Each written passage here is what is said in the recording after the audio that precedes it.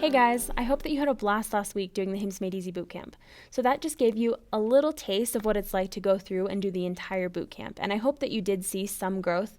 But now that we're moving on this week, I do really recommend that at some point you do take the time to do the entire bootcamp, because I've seen some really, truly amazing results from that. There are two different approaches that I would take with this. The first is to continue on where you left off just while we're doing this course, and then throughout the next several months, maybe a year, and just continue to do some every day that you practice. And the second approach is the one that I would recommend, and that's a little more intense. So at some point, I would take some time, maybe 2 to 3 months, to really just dive in and hit it really hard.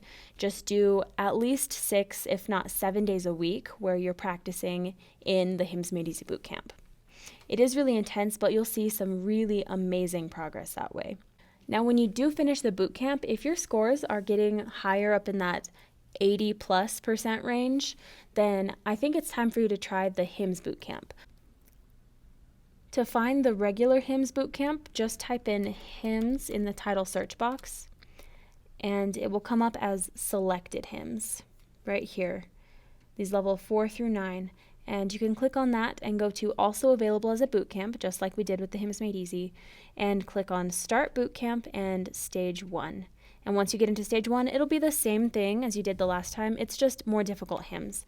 I can show you a little bit of the skill that we're looking at. Like most of these are some level 5s. We got some level 4s in here. So it looks like this, where you just have basically a bunch of chords in the right hand and the left hand, and it can be a little bit difficult. Stage 1 will walk you through just like we did with the Hymns Made Easy Bootcamp. You'll start with just the right hand, then you'll do just the left hand, and then hands together, and you get lots of times to read through it, and you'll progress in your sight reading ability as you go through. With both the Hymns Made Easy Bootcamp and the Selected Hymns Bootcamp, you now have a tool to take you really far into your piano education without any help from me or anyone else. So I really just introduced you to your best friend when it comes to learning to play the hymns. Through learning hymns in the book, as well as doing the Hymns Made Easy Bootcamp and the Selected Hymns Bootcamp, over time, as you work hard, you'll be able to make it to that point where you can open up a hymn book, the regular hymns, and play anything in there. You can accompany a choir or play for your family or whatever your goals are. You'll be able to get there by using these tools. For the purpose of this course, however, we're going to move on and we're going to learn our third and final hymn. There are 3 hymns that I would highly recommend. The first is Now Let Us Rejoice, which is on page number 8. The second is Come, Come Ye Saints, which is on page 14.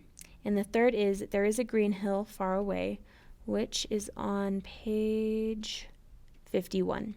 So those 3 are going to be easier, they have easier patterns, and they shouldn't be too difficult for you to learn pretty quickly.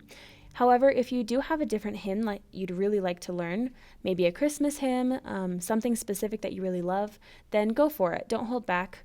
Just know that they might be a little bit more rigorous.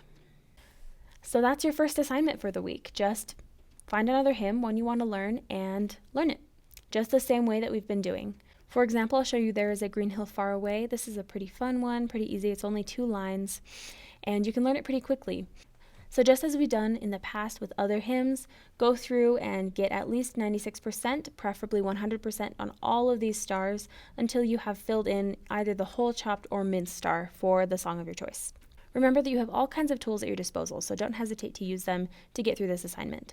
Your second assignment of the week is a little bit different. It is to take the 3 hymns that you've already learned and make them beautiful. So this could look different for everyone. Some of you have acoustic pianos that you can work with. Some of you only have your keyboard, so it'll be a little bit different for everybody. But what I want you to do is take those 3 hymns and try to make them as beautiful as you can. Make them touching to the heart. If you don't have them memorized, try to memorize them. If you have a pedal that you can use, try to work out how you can use the pedal to make it sound better. Try playing louder in some parts, softer in others. Just mess around with it and try to make it your own. Next week, I'll give you some more specific instructions on how to do these things, but for now, just play with it, experiment, and have fun. This week should be really fun, and you should be kind of feeling like you're getting your feet under you. Like you can really play some hymns now, you can read a little bit, you're learning some things, and most of all, you have some tools to help you go forward. So just enjoy this week. Let me know if you have any questions. I'm always happy to help. Have a great week, guys. Bye.